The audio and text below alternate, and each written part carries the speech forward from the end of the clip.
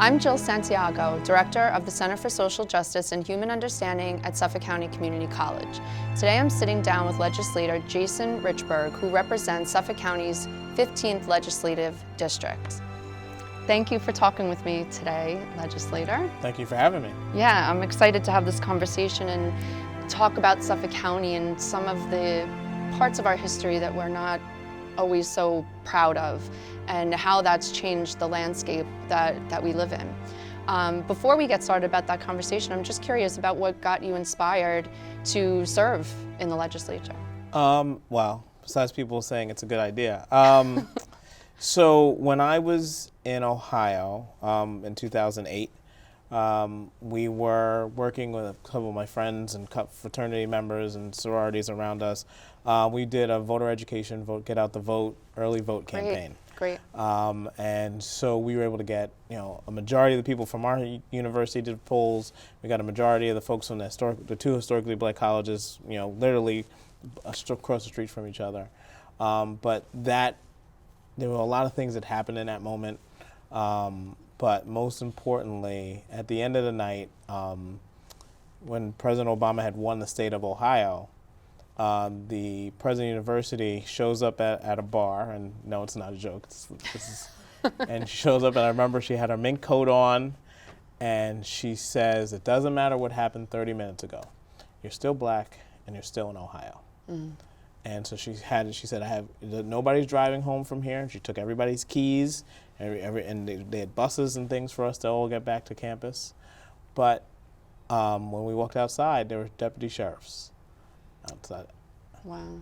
So, because if anybody was speeding or anybody was doing whatever, or if anybody was acting quote unquote out of the norm, we would obviously, something would have happened. Right. And weeks prior, our early ballots were confiscated or subpoenaed.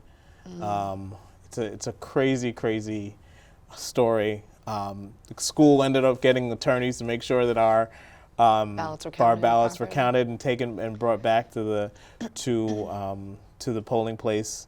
But you never like getting a phone call from the president of the university, and I ended up getting a handful of conversations with the president of the university. But so when that all happened, I sort of said, when I come back to New York, that can't happen. That can't. So I ended up coming back. I worked a couple of small end jobs, and I sent my resume out to any elected official, anybody I could, and I ended up interviewing for Dwayne Gregory, and months and months later, to my parents' chagrin, because they didn't think it was ever going to happen. But I ended up working for Dwayne as chief of staff, and then came on as chief deputy clerk here at the legislature. Yeah. And became clerk. And then when Dwayne stepped down, I said, what, I think I'm ready. And I was thinking about running, but I wasn't sure. But I, had a lot of people around me kicked me in the pants and said, listen, you're good for this, and you should really do it. It's great. Yeah, it's great. Because this is where changes happen. Today we're sitting down to talk about racist restrictive covenants. And many students who are watching this may not even have ever heard of restrictive covenants. So before we get started, could you define what a restrictive covenant is? So many people might not know what a restrictive covenant is, but they're in our daily life. So if you're in an apartment and they say you can't have a cat, or you're not allowed to smoke, or no children. Those are things that are considered restrictive covenants. Those are things that are either in a deed or in your lease that say that sort of restricts what can happen in that residence or on that property. And so that's what a restrictive covenant is in a global perspective. But in terms of race and religion and bias and prejudice, restrictive covenants are a different thing. And so they've existed where, if you are a certain religion, you can't buy a home here. If you're a certain race, you can't buy a home here. Mm-hmm. Some places even had, if you don't have a certain income level, you can't buy here. It was built into a system where the realtors or the folks at the bank or whoever was involved in the process, whether it be folks in local government, were allowing this and sort of driving this demarcation of where people could live. And that has affected us, really since the beginning of this suburb. Absolutely. I think when we're thinking about Long Island and we think about the impact that that has had, just even thinking about our school districts, how does that impact what our schools look like? Well, because it told people where you could live and where you couldn't live, right? So when my grandfather moved out here, when he built the house, to my grandmother's, chagrin, without her permission, he went out and sort of built the house. He was told where he could build a house in North Babylon, and because he was steered in a direction. Well, you can't get a house here. You can't live here. You don't meet the qualifications for this. And he was an attorney, graduated from Brooklyn Law School. It wasn't as if the money was not the object. Right. The issue was they didn't want him and his kind to live in certain places. So what I think of America's first suburb, right, is located here on Long Island, built by William Levitt after World War II, and established as a place for people to enjoy suburban life, right? The beautiful community that he created, and yet the history that's attached to Levittown is unbelievable too. Can you speak to that? So I think one of the things that's interesting is it's a dichotomy of almost two Americas, right? So when you talk about World War II and people coming home, to get access to homes and capital and education, that was true for some, but it wasn't true for all. Sure. And Levittown or Lyle Levitt's planning, sort of shows that. It was in an area where it was extreme restrictive covenants, where if you weren't really Christian or white or Caucasian, or you couldn't buy a house there. Yeah. And they wouldn't even, it wasn't even that you couldn't buy a house. They wouldn't even show you the house. So you could have $1 million in the bank, but they would not show you the house. And so when you talk about restrictive covenants and artificial structures and systemic racism, the fact that if you have the money, you don't get the same access. That's what this is about. Yeah, and I know that, I think that for Levitt, I believe that he was quoted as saying that he could fix a housing problem or a racial problem, but he couldn't do both. Exactly. And to your point, not even showing homes to people who were not Caucasian and Christian. And the irony of that for me is, as a historian, when I look at it through that lens, is thinking about him as a Jewish person building this community post-World War II, where we saw the horrors of what can happen when racism and discrimination go unchecked. So it's just an incredible history. And that's why we sometimes we can have discussions as to where we are as a society and what decisions we all make. But some of these battles are not happening battles where we all see. That was a battle. It's not a legislative battle that happened where it started, right? That was a battle in a corporate room where people were discussing who's going to move where and where we're developing. If you're not in the room, that's why it's so important to have access, right? If you're not in the room, and education, right? That's why this is a perfect conversation for a college, right? Because if you're not in the room, you don't know what conversations are being told. And a lot of people ask me, so why, well, we need more elected officials, or we need more of this of color or women. And I say, no, we need everything. Because as many elected officials as you need, or as many, big-time lawyers, you need big-time lawyers or what have you, or doctors. You need the other people in the room too, right? You need the people who are in the middle who can say, yeah, that's not right. Because if we don't have those folks around, these things can happen over and over and over again. Absolutely. So when we think about Suffolk County, right, I believe latest statistics show that we're the 10th most segregated. We're always in the top 10 somewhere. But I mean, thinking about that nationally is really incredible. So what I wonder is, you just have put forth legislation to change some of these practices. So could you speak about your involvement with that? So what this legislation does is it allows people to get those restrictive covenants off their deeds for free. So wasn't it an expensive process before this? I think it could cost you about $1,000 depending on the property. Really? Right, and that's at any change to your deed. So what's important is that if you're getting this changed, it's going to be waived, because a lot of times the people who have these things on their deeds, they don't even know it's on their deed. Maybe you bought the house and you're an interracial couple, or maybe you are a lesbian couple or whoever, right? So you don't even know what's on your deed because it's one of those things it's not enforceable anymore. Right, But because this isn't enforceable for Right. decades. It hasn't been enforceable since the Civil Rights Right. Act of 1965, I believe. Okay. So, but the whole purpose of this is to, one, have these conversations, to map out where these places are, and to get them off of our deeds. Because we don't need that, we don't need them on our deeds, but we need to have the conversation as to why they were on the deeds in the first place. Absolutely.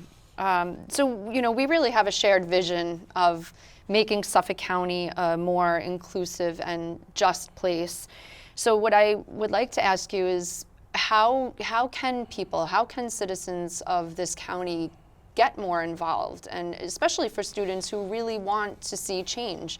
If we really own up to the landscape of Suffolk County and what it looks like, most Black students are going to schools with other Black students. Most white students are going to schools with mostly white students. And so, students that recognize this and recognize systemic racism and can call it what it is, how do you get involved? How can they be a part of creating a better Suffolk County, the one that you and I want to see? Well, I think part of the thing is they're already doing it. If we listen to what was happening last summer, right? Most of those, most of the, I don't want to say it's social unrest because it's not a true conversation. Most of the uprising, right, was led by young people. In fact, there were some people from Suffolk Community College who reached out to our office and led a number of protests. So I think that's part of it. Part of it is acknowledging that these things happen. But the other thing is having the conversations, finding groups where you can make the change, whether it's the NAACP or other groups that are around. There's also the Urban League, and an understanding where those groups, what the missions of those groups are is important. The Urban League is more about financial education and equality through economics, right? The NAACP is more of a civil rights organization. They're both civil rights organizations, but they have two different missions, right? And there are other groups. There are countless other groups. Join your local civic association. Absolutely. Especially if you're a young person, they need to hear from you because that's where you can get a lot of change. That's where you could find out what's going on in your neighborhood. And the last and most important thing is, you don't have to reach out to every elected official. Reach out to one. And find out what they're saying, what they believe, what's important to them. Because a lot of times we have conversations or misconceptions or conceptions, I won't say all misconceptions, of what people stand for. But if you have a conversation with them or their staff, you're able to get that information, and then you can make your own judgments as to where you can go next. The other thing is those local elected officials will tell you, what are the groups in the area that are good, right? Or not, I want to say good, that you could join, that are interested in the same things that you were doing. And if I could add one thing to that list of things that people can do, vote, right? 100%. Get out and vote. That's the way that change happens. I will add a caveat because I'm going to add to your ad, right? So it's not just vote every 4 years. It's every year. Yeah. And there are elections that happen every year, multiple times a year. You have your school board, your library board, and your school board is extremely important. You have, depending on where you are, you have a fire district. You might have a sanitation district depending on where you live. Sure. Your town board elections, your county legislator elections. All those elections are important. And then reach out to those people. Go to their websites. Call whoever their representatives are and say, hey, what does this person believe? Or what is this? What is important to them? Yeah, one of the center's key efforts is in getting students registered to vote. So we're partnered with the Andrew Goodman Foundation that was established after Andy Goodman was murdered for trying to get people of color registered to vote in the South in the 60s. And a lot of our work is exactly like that. We want students to get involved. You should know who your candidates are. And going back to the idea of the school board, I mean, that's a critical Literally, it's a critical vote, right? It is a a very critical one. So, knowing who's representing you in all of those areas is important if you're going to see any type of change. And having discussions amongst yourselves and your friends and your colleagues. You know, what's important to you? Why do you know, a lot of times we have discussions in our silos, right? Well, I'm this way, so I'm only going to talk to these people. But the problem is, I have a quote, and it's not necessarily a good quote, and it's not necessarily an original quote, but you are the sum total of everything you've done and everyone you've met. So if everything you've done is the same thing over and over again, and everyone you've met is just like you and believes the same thing, then you're not expanding your mind. You're not expanding your experiences. You're not expanding your perspective, right? And it doesn't mean that you have to change your perspective, but expanding your perspective so you understand where other people are coming from, not that you agree with them, but you understand why they make those decisions. And maybe you realize, well, you know, I still think that's a dumb decision. That's fine. But at least you went out and listened to them. Yeah, and I think that, you know, when we think about Suffolk County, because we are so divided, a lot of people don't know people that are different than them. You know, they know people who have similar interests and who look like them and who think like them. And so these conversations, I think, are really important and valuable.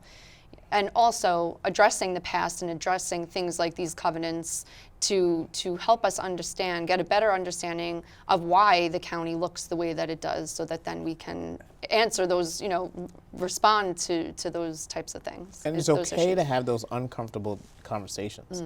A lot of times people don't want to have uncomfortable conversations about race or religion or gender equality because they're uncomfortable. They don't want to say the wrong thing. They don't want to offend someone. Sure. But if you don't have that conversation, then how do you know what they're going through? Yeah, so we need to create more opportunities for people to come together to try to have those conversations. Instead of less, exactly. Yeah. Well, thank you very much for talking with me and sharing your thoughts, and especially thank you for the work that you're doing to make this county a better place. Well, thank you to you and the Center for the work that you're doing and for this series, because I think it's important. Thank you.